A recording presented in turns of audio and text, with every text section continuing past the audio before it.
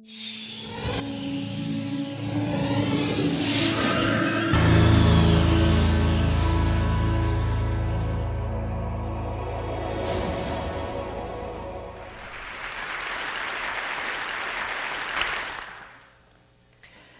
want to discuss with you this afternoon why you're going to fail to have a great career. I'm an economist. I do dismal. End of the day, it's ready for dismal remarks. I only want to talk to those of you who want a great career. I know some of you have already decided you want a good career.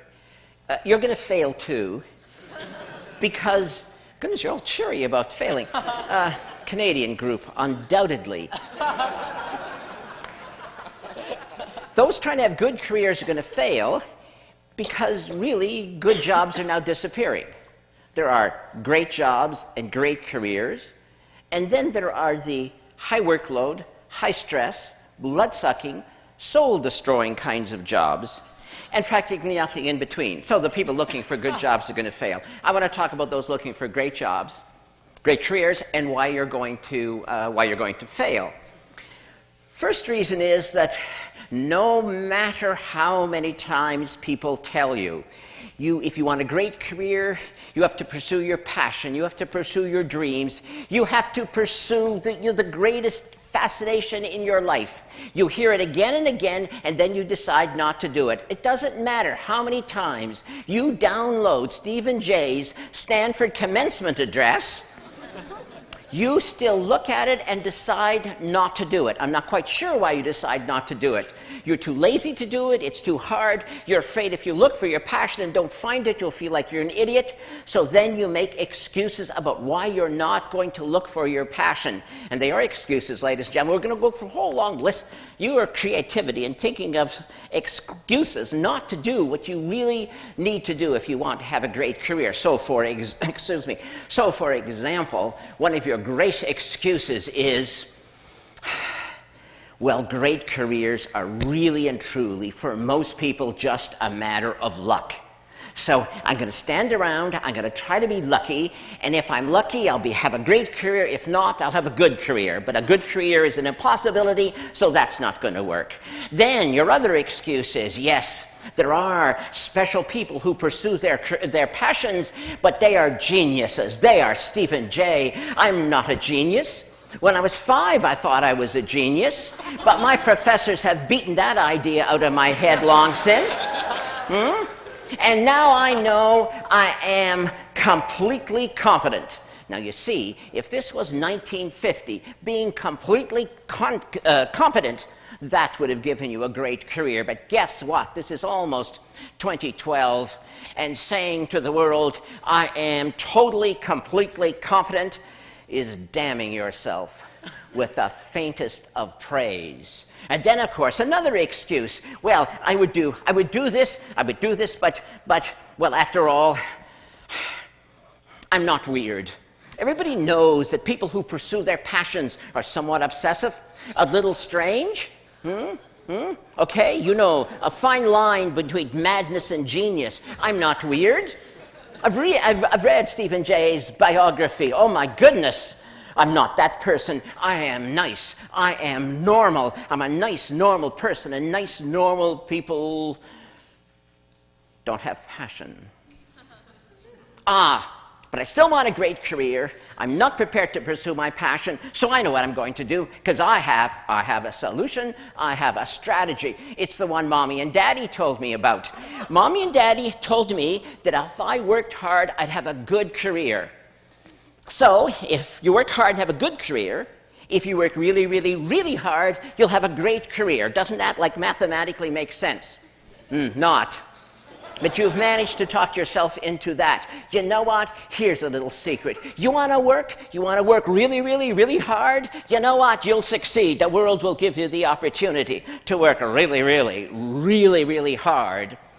But are you so sure that that's going to give you a great career when all the evidence is to the contrary. So let's deal with those of you who are trying to find your passion. You actually understand that you really had better do it. Never mind the excuses. You're trying to find your passion, and you're so happy. You found something you're interested in. I have an interest. I have an interest. You tell me. You say, I have an interest. I say, that's wonderful.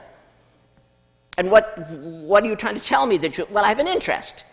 I say, do you have a passion? I have an interest, you say. Your interest is compared to what? Well, I'm interested in this. And what about the rest of humanity's activities? I'm not interested in them. You've looked at them all, have you? No, not exactly. Passion is your greatest love.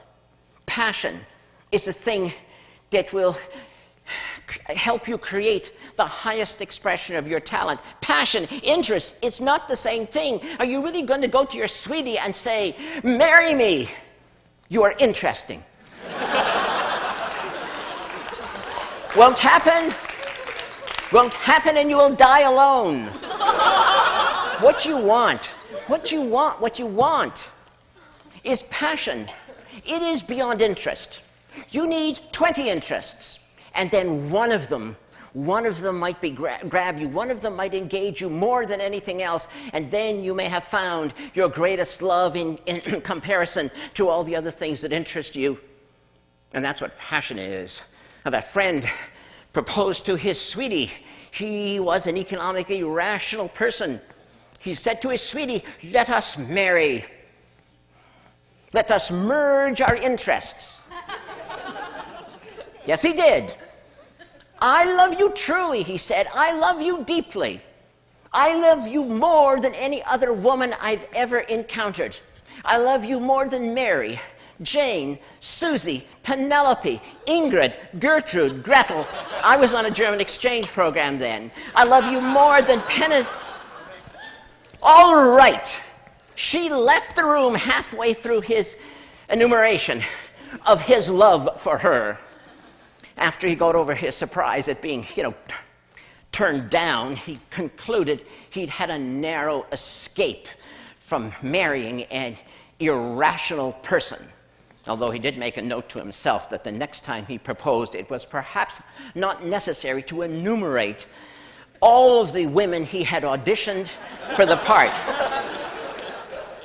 But the point stands. You must look for alternatives so that you find your destiny. Or are you afraid of the word destiny? Does the word destiny scare you? That's what we're talking about. And if you don't find the highest expression of your talent, if you settle for interesting, what the hell ever that means, do you know what will happen at the end of your long life? Your friends and family will be gathered in the cemetery, and there, beside your grave site, will be a tombstone, and inscribed on that tombstone it will say, here lies a distinguished engineer who invented Velcro.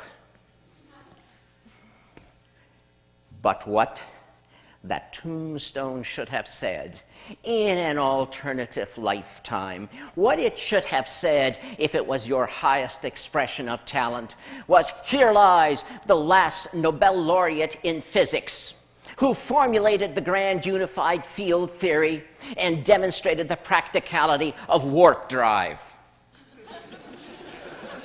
Velcro indeed. One was a great career. One was a missed opportunity. But then there are some of you, in spite of all these excuses, you will find your passion. And you'll still fail. You're going to fail because you're not going to do it. Because you have invented a new excuse. Any excuse to fail to take action.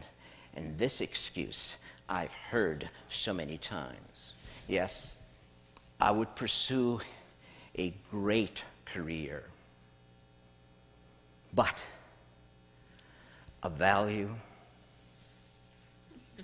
Human relationships, more than accomplishment. I want to be a great friend. I want to be a great spouse. I want to be a great parent, and I will not sacrifice them on the altar of great accomplishment. What do you want me to say? Now, do you really want me to say now, tell you, really, I swear I don't kick children? Look at the worldview you've given yourself. You're a hero no matter what. And I, by suggesting ever so delicately that you might want a great career, must hate children. I don't hate children. I don't kick them. Yes, there was a little kid wandering through this building when I came here. And no, I didn't kick him. Of course, I had to tell him the building was for adults only and to get out. He mumbled something about his mother, and I told him she'd probably find him outside anyway. Last time I saw him, he was on the stairs crying. What a wimp. Well, but what do you mean? That's what you expect me to say. Do you really think it's appropriate that you should actually take children and use them as a shield? You know what will happen someday, you ideal parent, you. The kid will come to you someday and say, I know what I want to be. I know what I'm going to do with my life. You were so happy. It's the conversation a parent wants to hear because your kid's good at math and you know you're going to like what comes next. Says your kid, I have decided I want to be a magician. I want to perform magic tricks on the stage. And what do you say? You say, that's risky, kid. Might fail, kid. Don't make a lot of money at that, kid. You know, I don't know, kid. You should think about that again, kid. You're so good at math, why don't you? And the kid interrupts you and says, but it is my dream. It is my dream to do this. And what are you going to say? You know what you're going to say? Look, kid, I had a dream once too, but. So how are you going to finish the sentence with your but? But. I had a dream too once, kid, but I was afraid to pursue it. Or are you going to tell him this? I had a dream once, kid, but then you were born.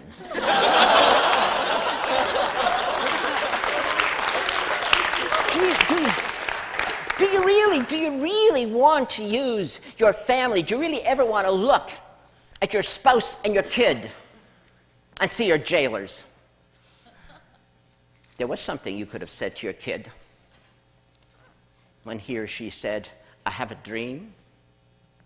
You could have said, looked the kid in the face and said, go for it, kid, just like I did. But you won't be able to say that because you didn't. So you can't.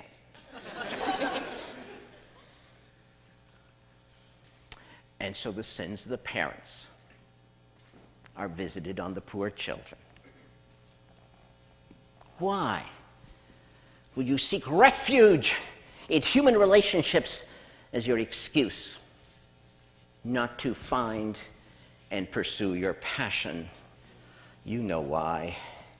In your heart of hearts, you know why, and I'm being deadly serious. You know why you would get all warm and fuzzy and wrap yourself up in human relationships. It is because you are. You know what you are. You are afraid to pursue your passion. You're afraid to look ridiculous. You're afraid to try. You're afraid you may fail. Great friend. Great spouse, great parent, great career. Is that not a package? Is that not who you are? How can you be one without the other? But you are afraid. And that's why you are not going to have a great career. Unless that most evocative of all English words, unless. But the unless word is also attached to that other most terrifying phrase. If only I had, if only I had, if you ever have that thought ricocheting in your brain.